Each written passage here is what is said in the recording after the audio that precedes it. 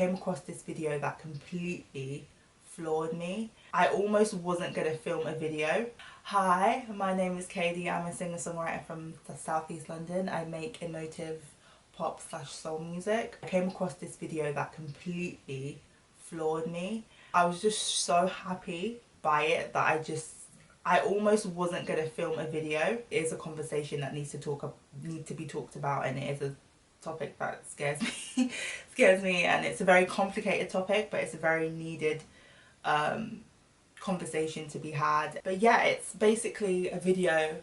It was a discussion by LinkUpTV, and it's called Tricky, something along the lines of Tricky Truths, and it was basically a video talking about Daddyless Daughters. There are so many young females out there that don't have father figures in their life, or have grown up in a very chaotic or toxic environment, and has never really been able to like vocalize how you've been feeling, whether that's emotional abuse, physical abuse, or sexual abuse. So yeah, the topic was between a woman named Aliyah.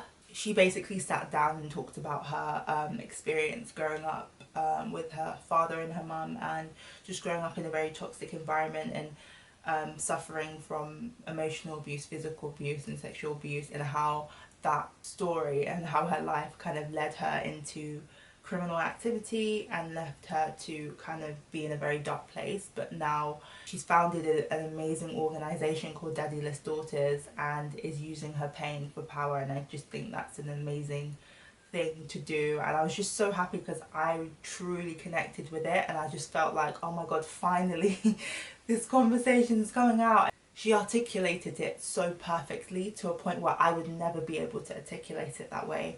I truly believe that there needs to be healing taking place. The aim of this video and the topic is healing for me, is for females to find this, male and females to find this, especially for this topic specifically is Daddyless Daughters. So females to find it and finally have a voice and be able to find some healing in that. I want to talk about my experience, and I want to talk about a couple of takeaways that I took from the video that I feel like I'm gonna highlight a bit, and I hope whoever finds this gets something from it, finds healing from it. I hope from this video you will go and watch the actual original video.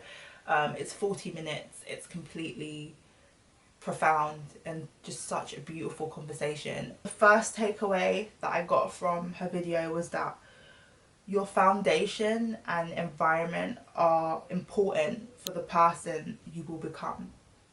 Now, if you don't grow up in an environment that is nurturing and caring, you aren't going to know your value. You're not going to know what your morals are. You're not going to know who you are and whose you are. And I feel like in my life that was very apparent. So I grew up with my mum. My mum is absolutely amazing. She's an amazing woman, and she really nurtured me a lot. But sadly, that wasn't enough, because there was a lot of chaos in my home. There was a lot of, you know, fighting and a lot of shouting and a lot of dysfunction. My behaviours were just not great. I didn't have a great school life. I had friends. I was totally all over the place, to be honest. And yeah, it really does mess up who you are, because when you're a kid, you're a baby and you're just born, you're very innocent, it's a clean slate. And then as you grow up, you're growing into society, and the people around you are your influences, and if they are not of good influence, then you know that's gonna embed in you, and some things aren't going to be great. And that's kind of what happened with me. I struggled in my friendships, I struggled with my identity, I felt kind of controlled. I had a really difficult relationship with my dad, which lasted for a very, very long time, and it was just it really dampened me, and it really affected my development. I think it's so possible, and this is where I talk about healing, like these things can be healed, and you can transform, and you can change, and that comes through with safe relationships. and it's about finding people that are on a good path and that you can learn from. For me, that really helped with my development, and that really helped turn things around for me. Especially also, I think one of the biggest things was having a hobby, having something that I loved, having a passion, which I know that I think from the video Aliyah said that she didn't really, I don't think she had that. And that's where I'm really lucky in my story, that I had something to kind of hold on to, which was for me music. Music was something that I could come back to, even though I was going through a lot. I had music, and I don't know where I would be if I didn't have that kind of desire. If I didn't have a passion, it would have been a lot harder, and I probably would have had a lot more time on my hands to, you know, just act out of character. So yeah, I'm really lucky that I had music. And I think in terms of healing, it's about, you know, finding those people that are safe and opening up about what you're going through, so that you can get that help, because it is out there and it is hard to do that, but it's important, because I truly believe that you can heal, and I truly believe that you shouldn't be in that, you shouldn't stay in that place, that you should find a way to move forward and to find people that can help you bring you back to who you really are. A person with dreams, a person with values, a person with morals, a person that knows who she is and can reclaim that identity and reclaim that person in you again. So yeah, I hope that makes sense. Another massive one is relationships, and I mean this in every aspect, in terms of family relationships, friendships and romantic relationships. Knowing what a healthy relationship is in a romantic relationship, a friendship, a family, they're important, and there are gonna be certain things that are going to intertwine in all three, because relationships, whether it's romantic, family or friendship, they're created by two people. So you want to be healthy in order to know what that is. Romantic relationships is very important, very important. You don't want to go into a relationship where you're unequally yoked or you're empty.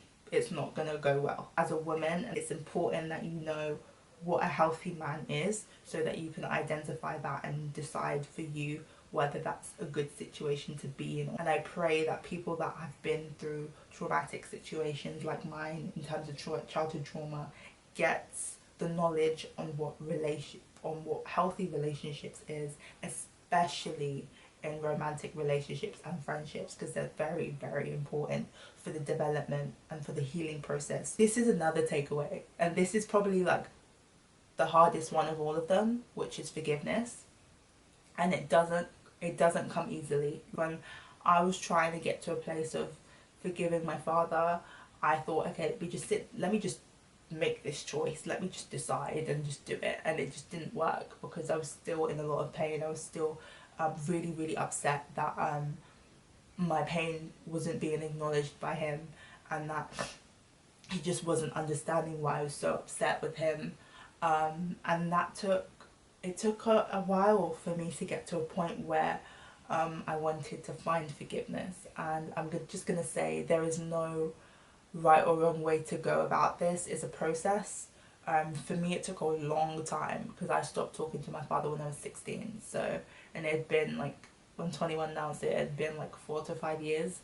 But it really is at your own time. But I want you to know that forgiveness is not, when you're on this journey of forgiving your father or forgiving someone, the forgiveness is not for the other person, it is for you. The way that I perceive, or the way that I've understood my forgiveness into terms of my father, is that I needed to forgive him so that I could move on with my life, because I knew if I didn't move forward and forgive my father, that I would still be in this cycle of hurt and, you know, bringing my past into all sorts of different situations, because it affects all aspects of your life. It affects your home life, it affects your relationship, it affects your career, because you're being triggered left, right and centre from things that happened in the past that you hadn't dealt with. So yeah, it's a process, and take as much time as you need, and just know that you can't do it alone.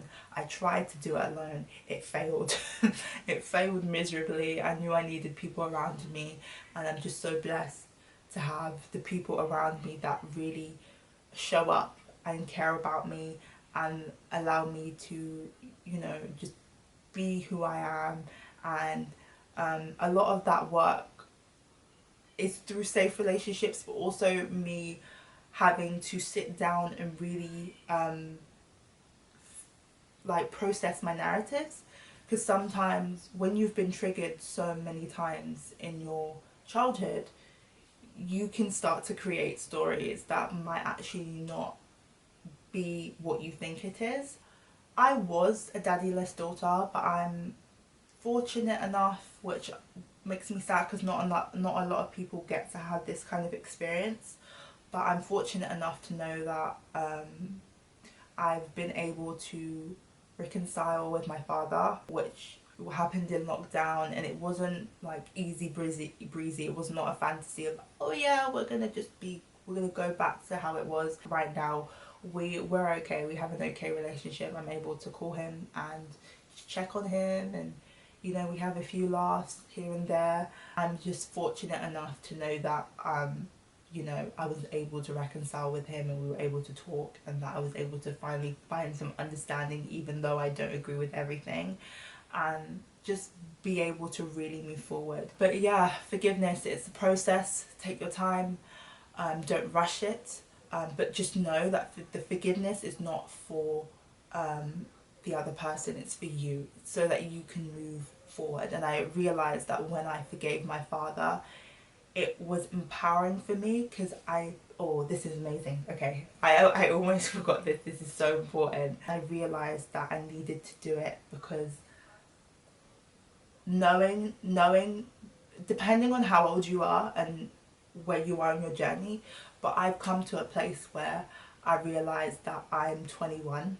I'm still young, but I'm a young adult, and I'm now responsible for my own needs and my own wants and my own desires and my own everything. I'm now in control of myself, and that doesn't mean like I'm going to be a perfectionist, although I've tried that and that failed in itself. It doesn't mean to, you know, be hyper focused on yourself and be like so detailed in yourself, but you have power now to make your own choices. You have power to decide what you will do and what you won't do, and that is such an amazing thing, and such an amazing feeling. And that also is what made the forgiveness much more easier, because I got to a place where it's like, okay, you don't have control over me anymore. I have control, and I can make these choices, and I can make these decisions, and I can make the right ones for myself now. So depending on where you are, depending on how old you are, or just where you are in your healing process, it's going to take time, and you're not going to get to this place. You might not get to this place at the same time as me. You might get to it 5 years later when you're 25 or 30. It doesn't matter, but I pray that you get to this place, because it's an amazing feeling to know that yes, what happened was really bad and I wish it never happened, but you're in control now. You're in control. You can make your own choices, you can make your own decisions, you can decide what's good for you and what's not good for you, and that's amazing. And you're going to slip up sometimes, you're going to not know how to make your boundaries or commit to them, because I really struggled with that. I really struggled with my boundaries. I literally have done and I'm still trying to figure it out. I'm still trying to be more confident and assertive in what I want and what I don't want to have, what I want in my life, what I don't, what I like, what I don't like. It's a process, but I just truly believe that you're going to get there, and I really hope somehow this video helps. I really hope somewhere in this video when I'm editing it that there's, you know, substance, that there's value, and that there's something in here for whoever finds it. I also want to say, Aliyah, thank you so much for sharing your story on LinkUpTV. Yeah, I'm really happy that you've done this, and I'm just so blessed to have found it. I'm so blessed and I'm so happy to have come across that video, because I do feel like it was a topic that was just not being taken seriously, and you sharing such a brave story like that is just it's just so commendable, and you're doing so much amazing work, and I hope you see this. I did send you an email, but I hope you do see this, and I just hope you know that you're doing a great job, and I'm just so happy. And yeah, I hope a lot of other people find the original video, which I will be linking in the description box, and I will be linking her organisation as well. It's an amazing thing to find people that you can connect with, and people that share what you've been going through and share your pain, and know that they're not on their own, because for a long time I thought I was on my own, and I realised I'm not. So yeah, that is my video. If you want to hear my music, because my music is pretty much around this, it's on my YouTube channel. I have my latest single called Do Your Part, which came out on the 12th of February, and my first ever single called Unlearn, which came out last year, August. My first ever single. So happy, so proud. But yeah, don't forget to subscribe to the channel. Don't forget to go check out the original video. Please, it's worth the listen. And yeah, thank you for listening if you got this far, and yeah, see you in another video.